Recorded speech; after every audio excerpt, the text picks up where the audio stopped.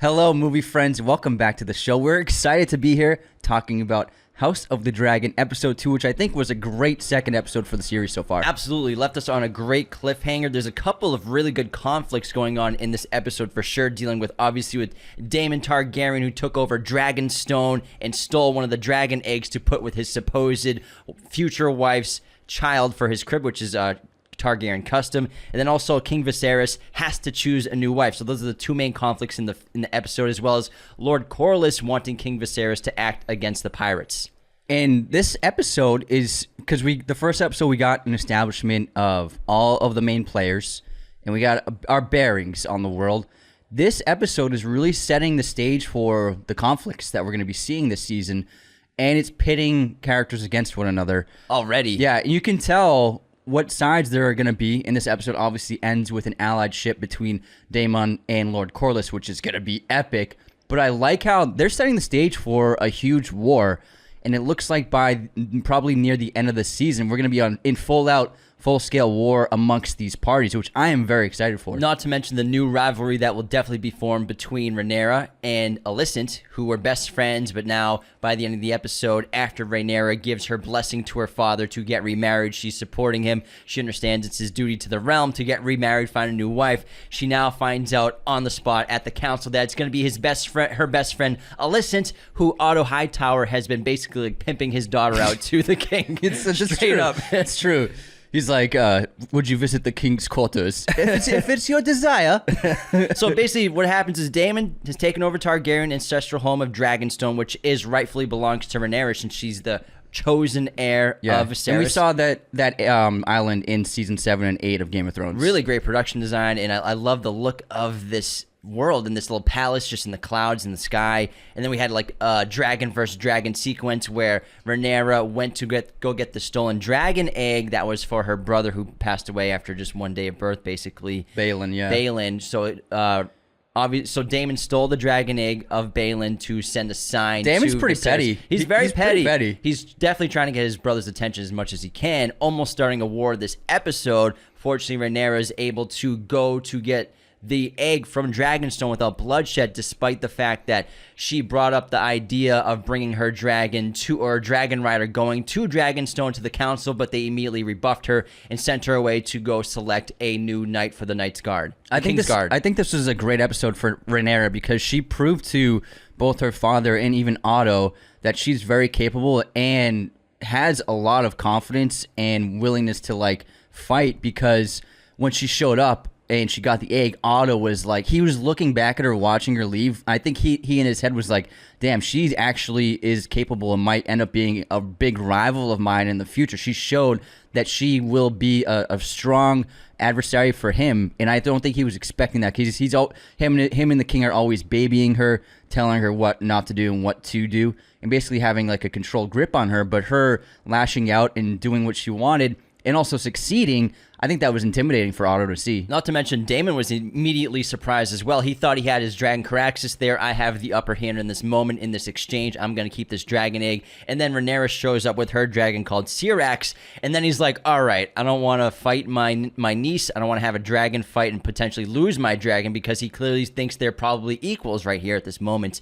So he gives up the dragon egg. He throws it at her. He's like, yeah, take the damn egg. But he's just basically kind of... It was all sending a message. Throwing like a hissy fit, sending a message to King Viserys at this point. And I like the amount of screen time Rhaenyra and Alicent got, especially, and Paddy Considine had a lot of screen time in this episode. I think it was really great to see. He has a lot of three-dimensionality to him, and I think the struggle for him to find a new wife is definitely something everyone can relate to. He seems like a decent man through and through, and so it's hard for him to go through this process. He has to try and court a 12-year-old, which is super awkward.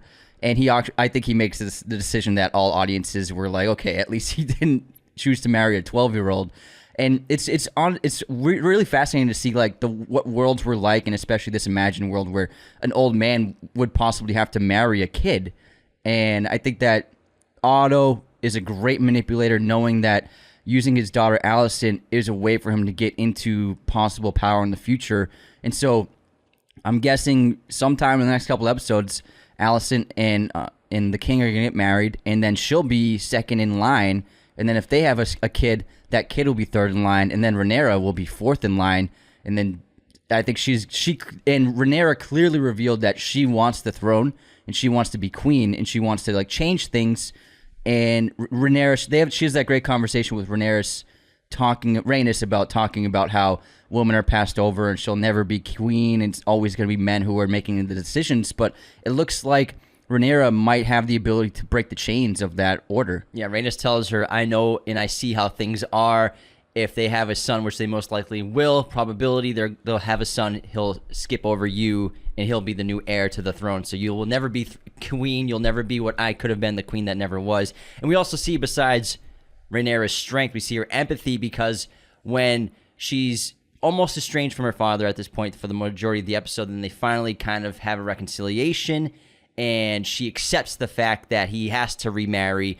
And even though she wants to be the heir, she understands that he must remarry to strengthen their position in their line on the throne, whether she's queen or not, but as long as their line is safe and protected. But then he picks Alicent, proving that all she's wanted is her father to see her. She said that multiple times. I want my father to see me for who I am. He still doesn't understand that Alicent's her best friend, and he still chose her as the queen, which obviously is going to devastate her, which it does, and will cause them to be estranged, despite Viserys saying, I don't want us to be estranged. And Alicent was very smart, because her father Otto told her to establish a relationship, kind of like a courtship of her to the king. She's kind of courting the king, but she's playing it really well. She's listening to him. She's talking to him in his time of need, and he clearly is dependent on their new friendship. He probably enjoys these conversations. We get a time jump of 6 months from the last episode, so we can imagine they've had a lot of talks in the evenings, and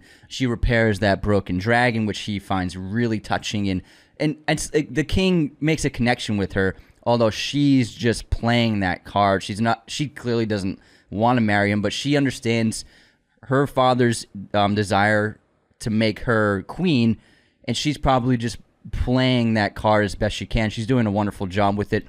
I definitely see them getting married probably in the next episode. Well, clearly, if you watch the teaser and the trailer, I don't want to watch trailers. All right, I won't spoil anything. Yeah. We won't spoil it. You could say. Well, clearly they have a boy. Oh, okay. They have Aegon. Okay. Aegon Targaryen, all right, who is an infamous character in the Game of Thrones, House of the Dragon lore, Fire and Blood. So we'll get Aegon born. That's shown in the teaser trailer at the end of the episode. Drama. For the rest of the season. Drama. We also got a lot of Lord Corlys in this episode.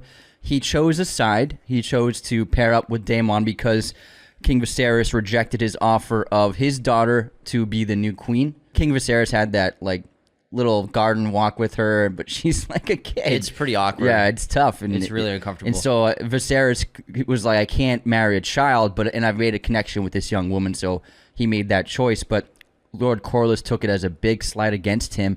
Probably the last straw.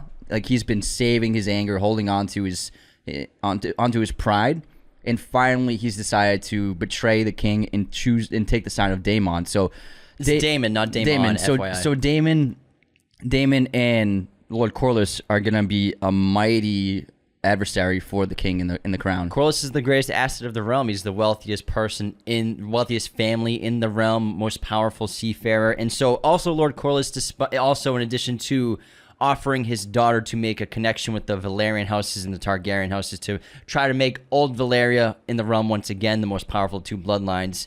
He has an issue with this crab feeder. So the crab feeder, which they bookend the episode with, creepy dude who's feeding dudes alive on a beach to crabs. It's very disturbing. This is Craggis Drahar, a.k.a. Craggis Crab Feeder. As we learned in last week's episode, Crab Feeder is the Prince Admiral of Triarchy, a collection of free cities who've banded together to rid the Stepstones, a chain of islands in the distant sea, of their pirate infestation. Craxus was laying waste to a whole host of free cities. Did that happen or no? No, we didn't see Craxus. Not yet. I think that's going to happen. I think that was the teaser for the next episode, it looks like. So Lord Corlys has an issue with what's going on in these sea channels. It's affecting his his trading, yeah. and if it keeps going, he will be completely it'll ruin his family, destroyed. His house. Yeah. He'll basically be handicapped, and so he's trying to get the king to respond to these pirates to stop them because he's already lost men, he's lost ships, and he doesn't want to just be compensated by the crown, which they offer obviously, but he just wants action to be taken. And it ties to his agreement with Daemon in terms of how he handled the City Watch with the show of force, and Lord Corlys wants that again with this moment.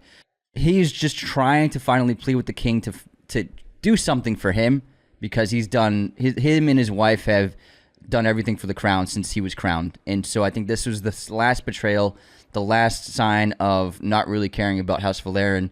And now he's like, I'm taking Daemon's side on everything. Everyone's realizing that Viserys is weak and vulnerable. The realm is vulnerable because he won't go to war. He's afraid to start a war or to begin a war, even though they would end it immediately with their dragons. Yeah. Because Viserys wants to remain peaceful, but he's shown himself to be a weak decision maker, and I think it's metaphorically shown with his weakness from getting cuts on the throne and having the disgusting rot in his finger that he puts in that bowl of maggots. Oh, so gross! No. Great shot, like Yeah. the wide shot of just the maggots eating his finger. Yeah. So disturbing. And he's dependent on the council to make his decisions. He really depends on their advice strongly, and I think that he is not a clear, decisive decision maker. He's not a born king, and he's not someone who was meant to rule. Daemon sees that immediately, where he tells Lord Corlys he's not suited for this, and Corlys is like, for what? He's like, for being king. And Daemon I think he sees himself as being a much better king, which is why he wants the throne. I think that Daemon sees himself as like a hero of King's Landing, a hero of Westeros, and he probably sees it as his duty to rise to power to save the kingdom. I think Otto sees it the same way too, because remember, Viserys was originally going to go to Dragonstone with his dragon to confront Daemon. However, Otto stopped him and said it wasn't a wise idea because he probably knows that Viserys would have made like an emotional, he wrong wouldn't have decision, handled it well. would have caused a war and bloodshed. Yeah. Even though Otto was almost there too. He probably would have lost his temper like he did in the throne room last episode and caused the battle. Because that's all he did in that throne room was he was posturing with his guard around him with his sword in his hand, which we haven't seen with the sword yet at all. Yeah. He's got it out like, yeah, Daemon, you're afraid of me. And Daemon's like, you're just a kid up there. And then Daemon showed his true cards as, I'm happy to go to war against the throne. Like, so we know where Daemon's at right now. This episode was really revealing. He took over the Iron Islands, and that now he's like, if you want to, when Otto says this is treason and you're declaring war against the throne, and then he goes, wonderful. Like, he's down for war, which I like. We know where his head's at, and we know that he is an antagonizing force for the throne. Great ending shot, too, where Corlys is speaking to somebody. Looks like he's trying to persuade someone to be his ally, and the camera slowly pans around the room until we get the reveal of Daemon sitting across from him. With the fire in the background. It was great. Yeah. And I love how even put offish he is talking to Corlys, because Corlys is like, we're similar people. He's like, I didn't realize you had a king for a brother. Mm-hmm. So I love Daemon's attitude into this entire situation. I can't wait to see what their alliance is going to be. He also says that no one can speak ill of my brother except for me. Yeah. So there's that Targaryen stubbornness and devotion to family, even when your family member is your enemy. Still, they have that fierce loyalty in some way to other Targaryens. They Targaryens really see themselves, especially Daemon, as different from every other person. We also got Kristen Cole knighted and becoming a member of the Kingsguard, chosen specifically by Rhaenyra, who obviously gave him her blessing at the jousting tournament, the tourney, after he knocked off Daemon from his horse. And Kristen Cole reminds Daemon of that in this episode after Daemon forgot his name on the bridge, which was really cool and funny. So I'm curious to see the relationship between Rhaenyra and Kristen Cole, how that will develop, and what's going to happen going forward with Rhaenyra in general, now she's going to be estranged from her father for sure. Oh, yeah, it's going to be tough, and I wonder if after episode 3, we're going to get the time jump then to the older actresses, to Emma D'Arcy and, I'm sorry, I can't remember her name, the actress who's playing... From Ready Player One? Yeah, from... Olivia Cook? Olivia Cook, who's playing the older Alicent. I think after episode 3, that might be after the time jump. We'll find out. That might be it. And I wonder if they'll go back to the previous storylines as well, constantly. And I wonder if this betrayal by her father will in some way make Rhaenyra kind of side with Daemon in the future. Possibly, because there are images of Daemon with Rhaenyra. Emma D'Arcy Rhaenyra from that we've seen for like the last year and a half. Yeah, and together on a beach. And clearly, Alicent is going to be a strong player for the throne too. So we're gonna have. She'll be at the throne. Yeah. So I'm not sure if Viserys will live to finish the season. End of the season. So if he doesn't, we'll have Alicent, Rhaenyra, Lord Corlys, Daemon. Rhaenys might have a way in Corlys. as well. I said Corlys. Yeah. So it's 5 main players for the throne. Like it should be. With all good claims and good stakes. It's juicy stuff, man. Because it took a while to get into the first Game of Thrones of everyone going after the throne. And also, I really like how they're introducing the villain of the Crab Feeder, the main like big antagonist, really early, because it wasn't the 4th season when they finally got the White Walkers and the Ice King. Well, the first ever scene was a White Walker killing But I mean, someone. like seeing an army of them. Oh, and an army. Yeah, we got hints and teases of them throughout all of the seasons, but nothing major. Yeah, but we're getting some major stuff with the Crab Feeder. It is disturbing as hell. Also, let's talk about the opening credit sequence, which was great. Incredible. The animation is sensational. It really looks great. I love the streak of blood, because what's really great about this show, what makes it different from Game of Thrones, is Game of Thrones you had an ensemble of great characters from different houses, and the rivals were rival houses. You know what I mean? Like they were enemies already, or already had animosity towards one another, like the different parts of Kings of Westeros they're from. But in this show, the rivals are all deeply connected, either intimately, familially, or with allied ships, like long-standing allied ships. So I like how you have the same thing of rivals, but they're so closely interconnected. They're all on the same side. They're connected by blood. Yeah, they all start on the same side, whereas everyone else in the Game of Thrones, like they're all kind of opposing forces. All these families and houses are loyal to the throne, but clearly, like, they're looking for a way. Yeah, exactly. Somehow. So I like how this show, it's more close knit in terms of who the players are, and very intimate as well. Love the new music as well, but man, the animation was incredible. Wasn't new music? It felt it was the same. Was it? I thought it was. It was completely the same. It was identical music. Maybe I was just transfixed by the because you watched the episode first, and I was like, how was it? And you were like, oh, the new opening's amazing. And I was like, oh, cool. And then I watched it. And I was like, this is the same music. It's the same music. Yeah. Someone can confirm or deny that for us. I can confirm it right now. Can you? So I was 100%. 100%. Okay, I'll take that. 100%. 100%. Which it's fine. But I from what you said, I was expecting different music. Anyways, but it was so cinematic, really cool camera angles and out of focus shots, depth of field is really interesting the way they played with it. Like you're on like a boat traveling with the blood throughout the entire kingdom is really interesting. Very creative. Liked it a lot. All right, that wraps our recap and review of episode 2, House of the Dragon, The Rogue Prince. Stay tuned next week for episode 3 when we do that on Tuesday. Episodes this week that we've already posted. We did Star Wars Episode 5, The Empire Strikes Back on Monday yesterday. Also, tomorrow's our weekly chat. And then as well, Stranger Things Monsters episode. A lot of fun. Stay tuned for that. Take care, y'all. Bye. This episode of Raiders of the Lost podcast has been executive produced through Patreon by our amazing Chosen One patrons, Calvin Cam, Lauren Smertz, Cody Moen, John Agras, Tyler McFly, Anthony DeMeo, and Becca Keene.